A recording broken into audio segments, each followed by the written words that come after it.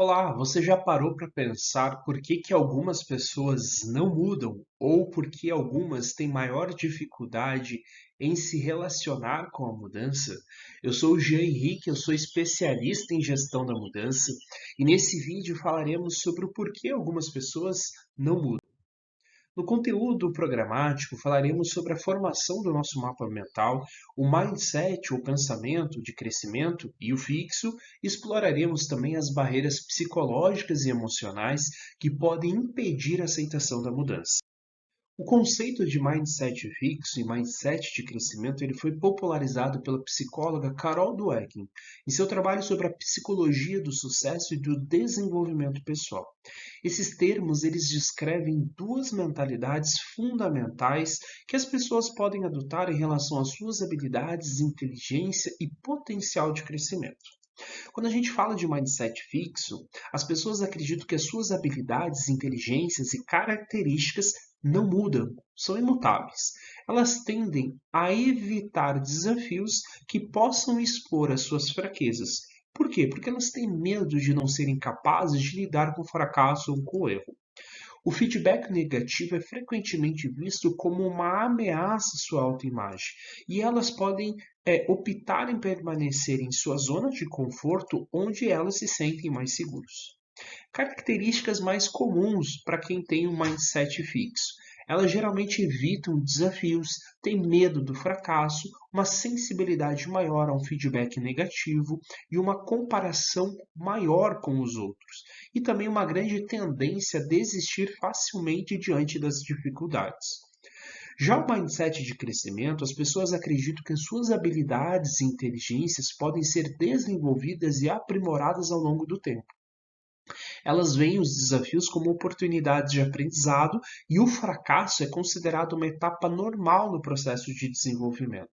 O feedback é bem-vindo e é visto como uma forma de melhoria e aprendizado.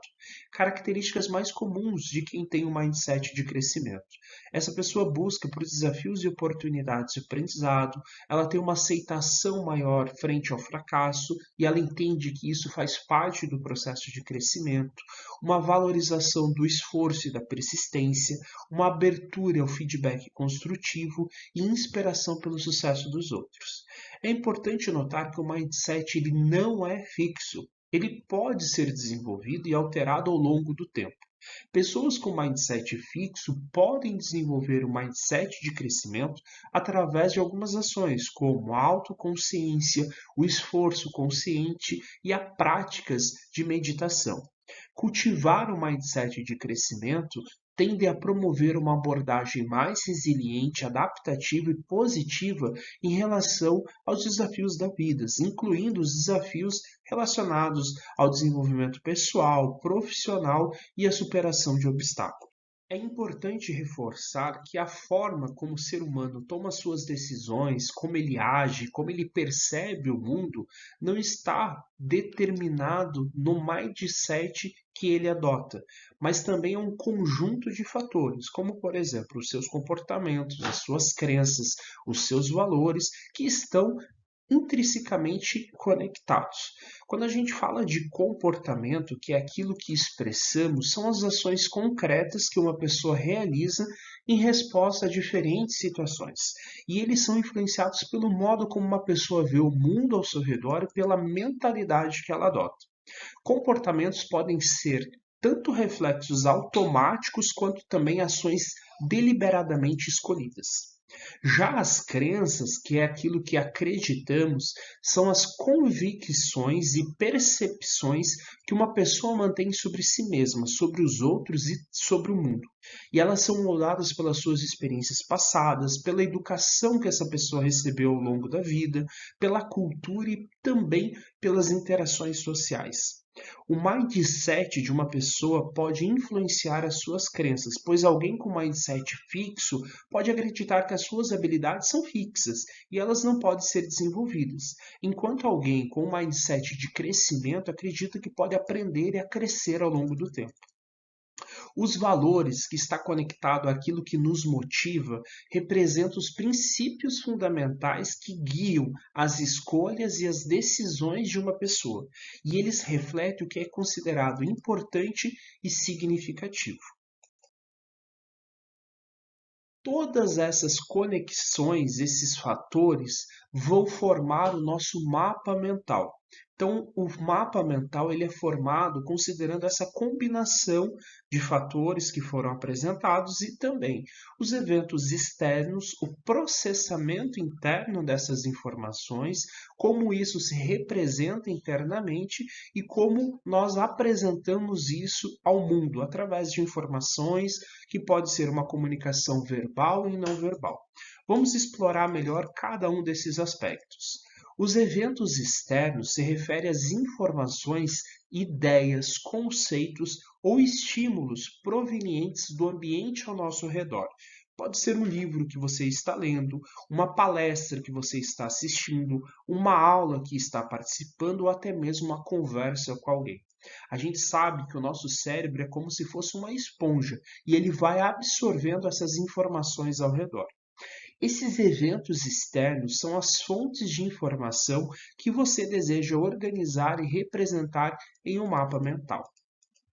Após receber os estímulos externos, seu cérebro ele começa a processar essas informações internamente. Isso envolve a compreensão, a análise, a interpretação das informações recebidas. Durante todo esse processo, você começa a fazer conexões entre esses novos conceitos e o conhecimento que você já possui. Você começa a identificar padrões, relacionamentos e insights que serão refletidos nessa formação do mapa mental. Depois de passar por esse processo, a representação interna é a terceira etapa e refere-se à forma como o seu cérebro vai organizar e estruturar essas informações processadas. E isso envolve a criação de categorias, hierarquias e relações entre conceitos. A mente ela cria um mapa mental do layout do nosso mapa e vai identificando quais conceitos são mais importantes.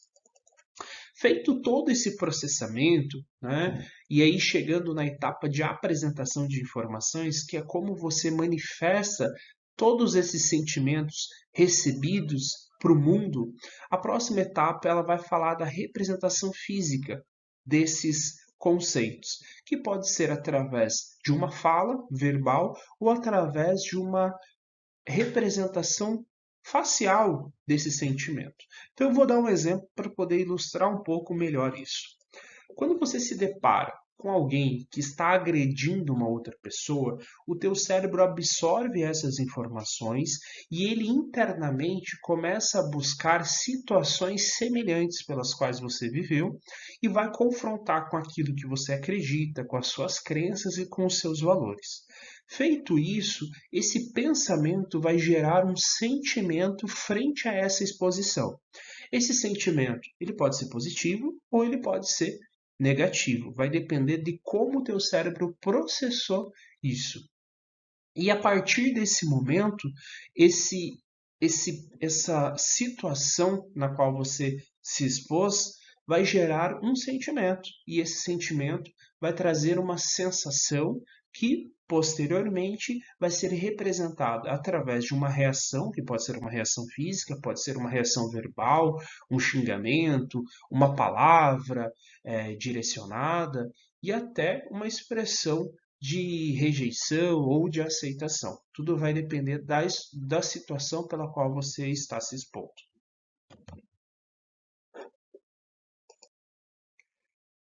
Outro ponto importante também a considerar na formação do nosso mapa mental é em relação às nossas crenças. Existem as crenças conscientes, que são aquelas mais perceptíveis, e aquelas que muitas vezes a gente não percebe e não nos questionamos por que fazemos daquele jeito, que são as crenças inconscientes. Quando a gente fala de crenças conscientes, elas também podem ser classificadas como limitantes e fortalecedoras. Vamos entender a fundo cada uma delas. As crenças conscientes são aquelas nas quais estamos cientes e que podem ser facilmente identificadas e articuladas.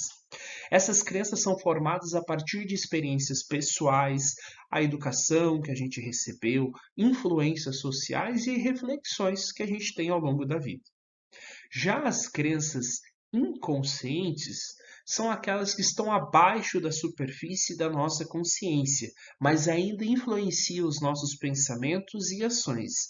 Elas podem ser formadas por experiências passadas, traumas, crenças familiares e influências culturais.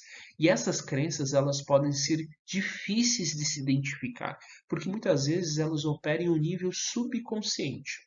No entanto, elas têm um impacto poderoso em nossa autoimagem e no nosso comportamento. Quando a gente olha para essas crenças, a gente pode também identificar as nossas crenças que potencializam, maximizam os nossos pontos positivos, que são as crenças fortalecedoras. As crenças fortalecedoras ou crenças positivas, elas nos impulsionam a agir de maneira construtiva e confiante. Elas nos motivam a enfrentar desafios, persistir diante de obstáculos e explorar novas oportunidades. Elas são crenças fortalecedoras e podem incluir afirmações como: eu sou capaz de superar qualquer desafio, eu posso aprender com os meus erros ou até eu tenho o poder de criar meu próprio sucesso. Já as crenças limitantes são aquelas que nos restringem, né? Que nos muitas vezes minimizam e diminuem as nossas possibilidades e nos impedem de alcançar o nosso pleno potencial. São pensamentos negativos sobre nós mesmos que nós tomamos como verdades e que muitas vezes não têm um embasamento para essas verdades. Como, por exemplo, eu não sou bom o suficiente, eu nunca vou conseguir, ou as coisas sempre dão errado para mim, para os outros, enfim. São essas que muitas vezes utilizamos como muletas para que a gente não venha avançar frente às mudanças. Aqui eu separei algumas frases de crenças limitantes, né? Que muitas vezes as pessoas utilizam, trazem em algumas falas ou quando elas se deparam em situações de transformação. Frases do tipo: eu já passei da idade, como se a idade ou o tempo fosse um fator determinante. O mundo é assim, não adianta querer mudar. Esse é o meu destino. O que é que vão pensar de mim? Geralmente, quando a pessoa tem um medo da reação do que o outro vai pensar sobre ela, não há realmente nada que eu possa fazer. Bons tempos foram aqueles quando ela remete o passado como ponto positivo e ela fica presa a esse passado. Não vale a pena, bem que eu gostaria, mas não me deixam mudar. Quando a pessoa geralmente terceiriza essa mudança para o outro, né? Ela responsabiliza o outro por não avançar ou por não mudar. Isso é muito difícil, eu não vou dar conta. Se eu tivesse mais dinheiro, como se o dinheiro fosse o fator determinante, não um recurso. E a classe que provavelmente está atrelada a dietas, exercícios físicos e que a gente muitas vezes já usou em algum momento da vida. Segunda-feira eu começo sem falta. A gente sabe que o ser humano é muito complexo e entender toda essa complexidade é um desafio muito grande. Mas eu espero que com essas informações aqui passadas nesse vídeo, você possa ter compreendido melhor e aumentado a tua sensibilidade em relação a como você enxerga as pessoas e principalmente como você se relaciona com elas. Eu espero ter te ajudado e até o próximo vídeo.